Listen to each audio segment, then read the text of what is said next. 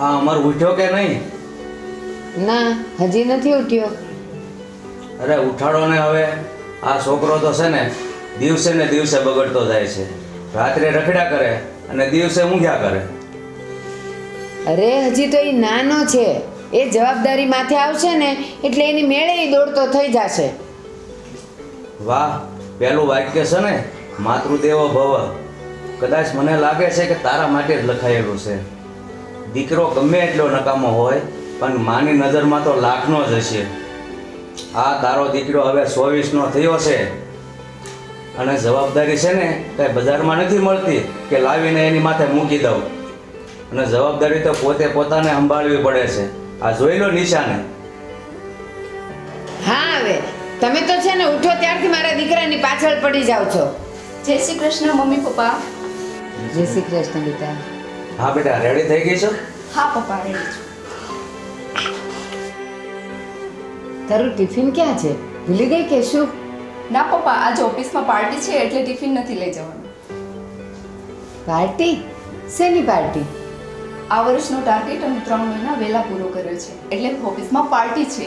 કદાચ બધાને બોનસ પણ મળશે. એ તો આવતા મહિને જ ખબર પડશે. હા, એ તો મળે જ ને. મારી દીકરી જો મહેનત આટલી કરે છે તો. પપ્પા, બોનસ આવે ને એટલે મેં વિચાર્યું છે કે તમને બેને ક્યાંક ફરવા મોકલું. ના બેટા, એ તારા મહેનતની કમાણી છે ને.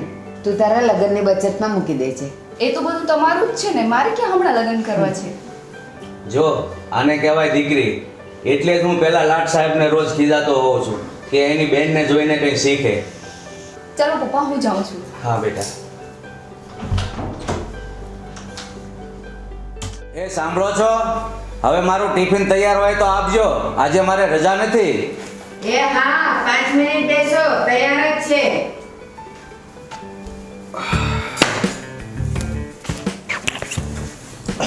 ગુડ મોર્નિંગ પપ્પા. મમ્મી, મારી ચા લાવો તો. ત્યાં બ્રશ કર્યું કે એમ જ? પપ્પા, પહેલાં હું ચા પી લઉં પછી બ્રશ કરી લઈશ. આને બ્લેક ટી કહેવાય. અને આમ પણ છે ને મોટા માણસો પહેલાં જ્યુસ કે ચા પીવે અને પછી જ બ્રશ કરે, સમજ્યા? એના માટે પહેલા મોટા બનવું પડે. અને આ તારો ઉઠવાનો ટાઈમ છે? પપ્પા, હજુ 10 વાગ્યા છે. આને લેટ કહેવાય? અરે આખી દુનિયા કામે લાગી ગઈ ત્યારે ઉઠે છે અને પાછો પૂછે છે કે આને લેટ કહેવાય? પપ્પા, બધા કરે ને એ આપણે કરવું કે જરૂરી નથી. અરે એ બરાબર, પણ કામ ધંધો કરવો તો જરૂરી છે ને, કે એ પણ જરૂરી નથી? કેવી વાત કરો છો? કરવું જ હોય ને. પણ તમે બધા મજૂરી કરો છો ને, એવી મજૂરી કરવામાં મને રસ નથી. I will do something big, very big, સમજ્યા? ભાઈ મારી વાત માન. પહેલાં નાનેથી શરૂ કર અને જો મહેનત કરીશ ને તો મોટું થઈ જ જશે. એમાં તો જિંદગી ચાલી જાય. જ્યાં સુધી હું કમાઈ લઉં ને ત્યાં તો વાપરવાની ઉંમર પણ ચાલી જાય તમારી જેમ. એટલે શું, અમે જીવનમાં કાંઈ કર્યું જ નથી? તમને ભણાવી ગણાવીને મોટા કર્યા અને આજે પણ જે તમારા જલસા છે ને એ મારી મજૂરીના કારણે જ છે. એટલામાં શું થાય? મારે તો મોટો માણસ બનવું છે. એટલો મોટો માણસ કે જે વસ્તુ પર હું હાથ મૂકું ને એ મારી થઈ જાય. અને મારે તમને મોટા મહેલમાં રાખવા છે પપ્પા, મોટા મહેલમાં. ભગવાન કરે બધું તને મળે, પણ દીકરા ખાલી સપના જોઈને બેઠું ન રહેવાય. અને બેસીને તો ફક્ત સપના જ જોવાય છે. અને જો કિસ્મત લખવા હોય ને તો પરસેવો પાડવો જ પડે છે. એ બધી મને ખબર છે. મારે તમારી સલાહની જરૂર નથી, સમજ્યા? મમ્મી, મારી ચા ક્યાં છે?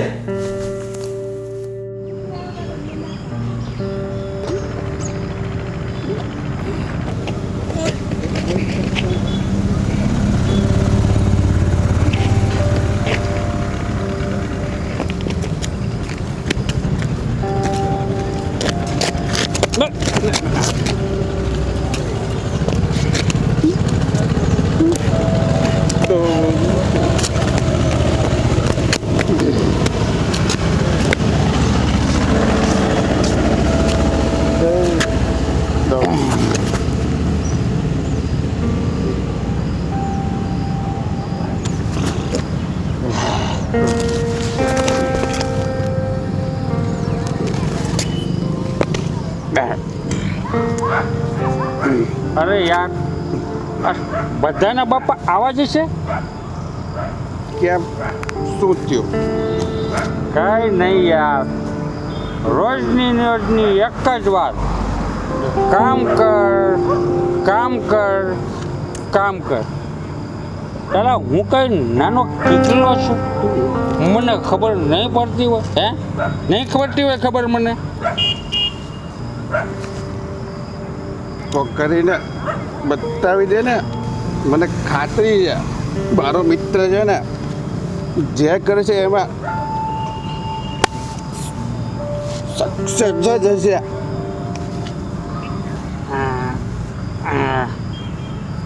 કોટ મારવીશ છે?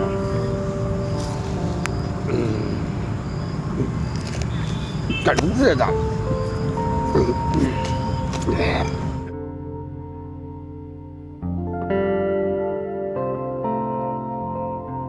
અરે યાર, આ મગજમાં તો પ્લાન ઘણા છે પણ સાલા પૈસા જ નથી, અને મારો બાપો આપશે પણ નહીં.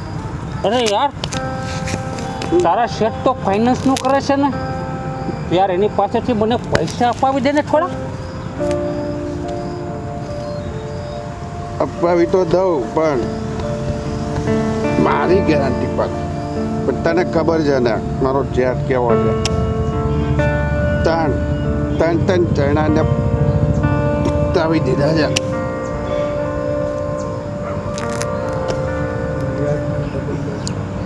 અને એનું વ્યાજ છે ને વ્યાજ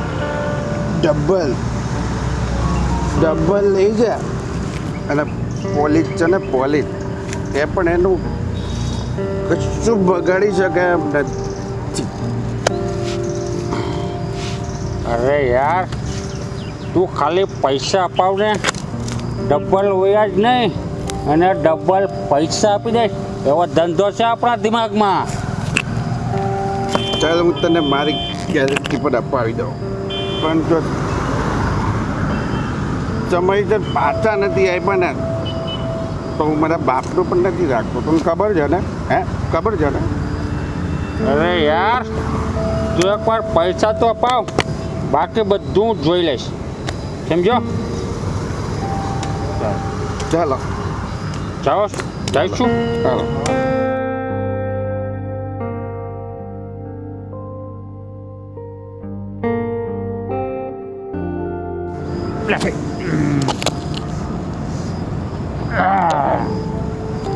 ચલા, થોડુંક જ બાકી રહ્યું. આટલું હવે હું પીવા થાય.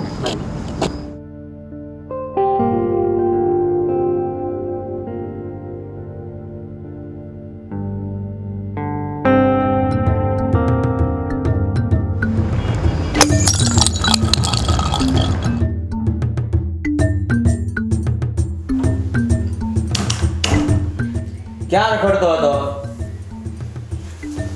ક્યાંય રખડવાનો તો ગયો, કામ માટે ગયો હતો. તમારે તો બાનું જોઈએ ખાલી ટોકવાનું. એ બસ હવે, એ તો છે ને તારી ચિંતા થાય ને એટલે ઈ બિચારા બોલે છે. તારે વળી શું કામ છે? તું તો રાજા છે ને. આ મેણા મારવાની જરૂર નથી, અને તમારી જાણ ખાતર કહી દઉં છું કે મને બિઝનેસ માટે પૈસા મળી ગયા છે. હવે ટૂંક સમયમાં તમે જોજો. આ પૈસા ક્યાંથી લાવ્યો? કે તમારે શું કામ છે? હું લાવ્યો છું તો હું ચૂકવી દઈશ, સમજ્યા?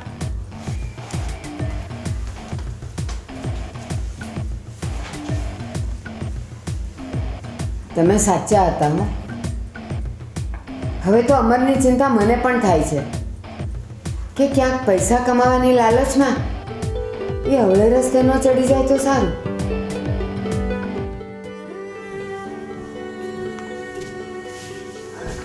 મમ્મી, તમને ખબર છે અમર ધંધા માટે પૈસા ક્યાંથી લાવ્યો છે? ના, મેં એને પૂછ્યું હતું પણ એ કંઈ કહેતો નથી. એ પેલા જેકીના શેઠ પાસેથી ડબલ વ્યાજે પૈસા લાવ્યો છે. હે રામ, એ તો મહાગુંડો છે. હા, એ જ તો. અમર આવા ગુંડા પાસેથી પૈસા લાવ્યો છે. જો સમયસર નહીં આપી શકીને તો ખબર નહીં એ લોકો આપણું શું કરશે. શું થશે હવે? મમ્મી, તમે ચિંતા ના કરતા, હું ભાઈ સાથે વાત કરું છું.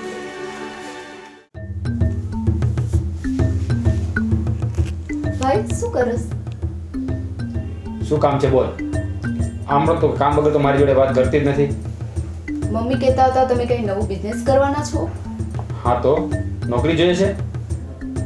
ના, પણ તમે જે લોકો પાસેથી પૈસા લાવ્યા છો એ સારા માણસો નથી.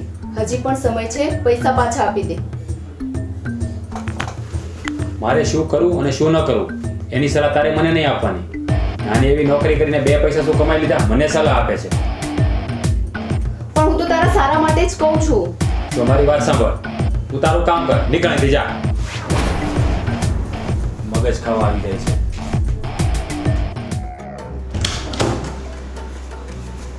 અમર ક્યાં છે? અરે એ તારો દોસ્તાર છે, તને નથી ખબર?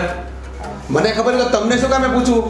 અરે મને નથી ખબર ક્યાં ગયો છે, પણ તારા કામ શું છે? તેણે મારા શેઠ પાસેથી પૈસા લીધા છે અને ઉપરથી મુદ્દલના પૈસા પણ નથી આપતો અને વ્યાજ પણ નથી આપતો અને ઉપરથી મારા ફોન પણ નથી ઉપાડતો.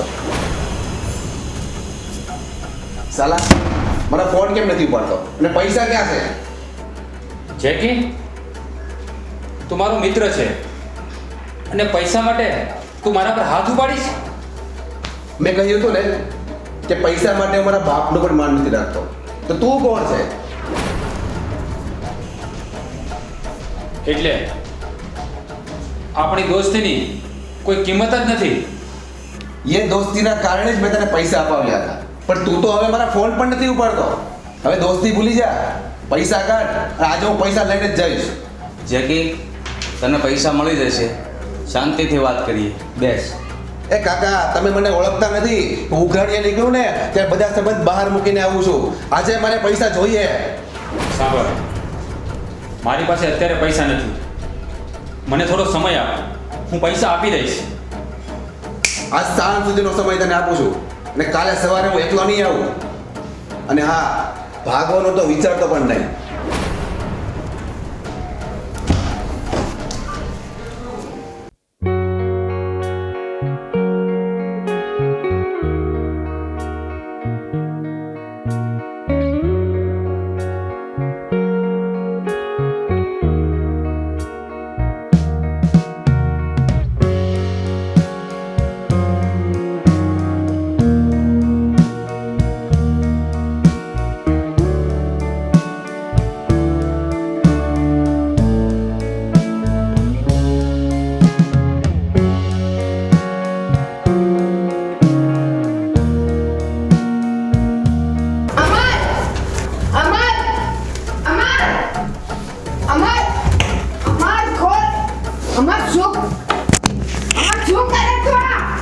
અરે તું શું કરે છે? આ પાગલ થઈ ગયો છે?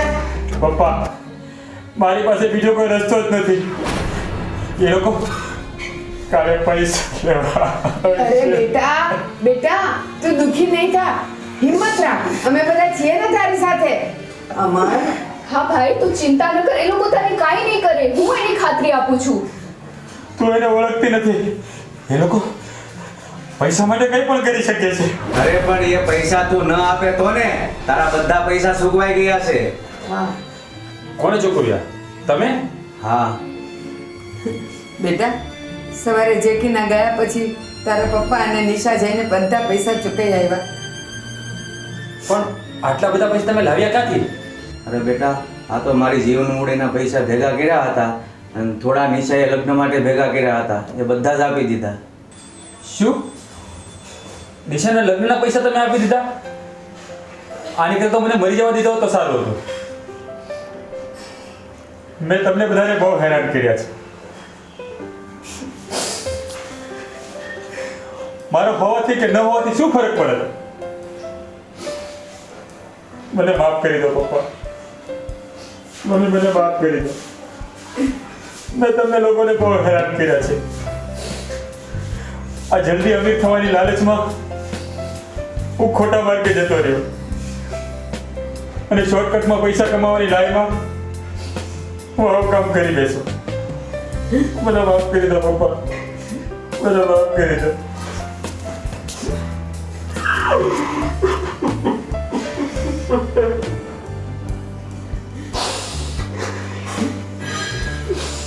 મમ્મી, મને માફ કરી દો. આવું પગલું ક્યારેય નહીં ભરવાનું. ક્યારે નહીં કરું મમ્મી. હવે નિશા, મારી બેન, હું તારો ગુનેગાર છું. મને માફ કરી દેજે. જે થયું એ ભૂલી જાઓ. અરે તું તો મારો દીકરો છે. જે થયું ને એ ભૂલીને નવી શરૂઆત કર. અને બેટા, સફળતા માટે કોઈ શોર્ટકટ રસ્તો નથી હોતો. એના માટે મહેનત જ કરવી પડે છે. હા પપ્પા, હવે હું એવું જ કરીશ. મને માફ કરી દો. નિશા, તારી કંપનીમાં કોઈ નોકરી હોય ને તો મને કહેજે. ચોક્કસ. અને ઓછા પગારની પણ ચાલશે.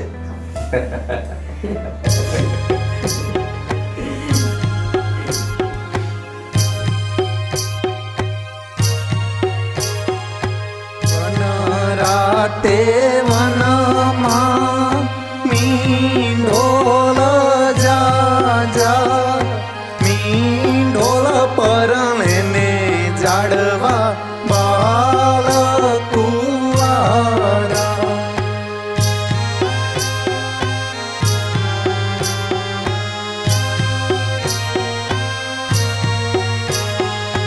હું તમને પૂછું મારા વીરા રે કુંજેશ ભાઈ આવડા તે લાડ તમને કોણે લડાવ્યા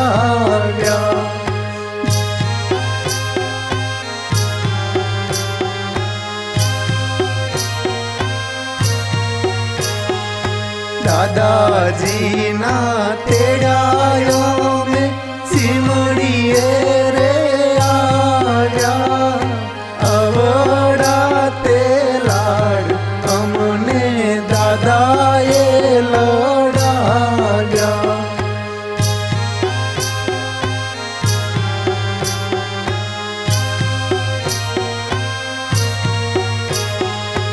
હું તમને પૂછું મારા પીરા રે અંતરિયા આવડા તે લાડ તમને કોણે લડાવ્યા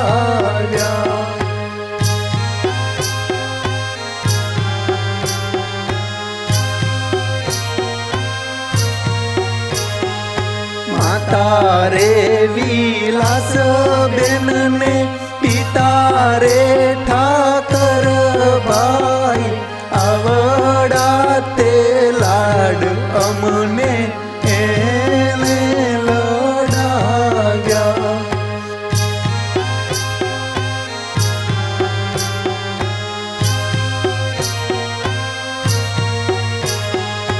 હું તમને પૂછું મારા વીરા રે વરરાજા અવડા તે લાડ તમને કોણે લડાવ્યા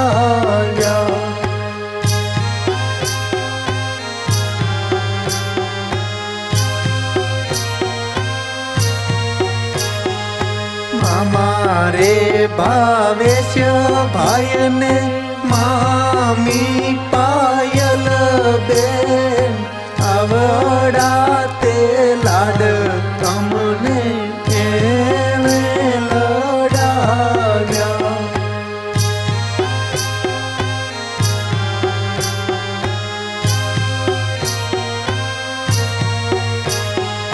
વન રાતે વનમાં મીંઢોળ જા મીંઢોળ પરણે જાડવા બાલ કુવારા મીંઢોળ પર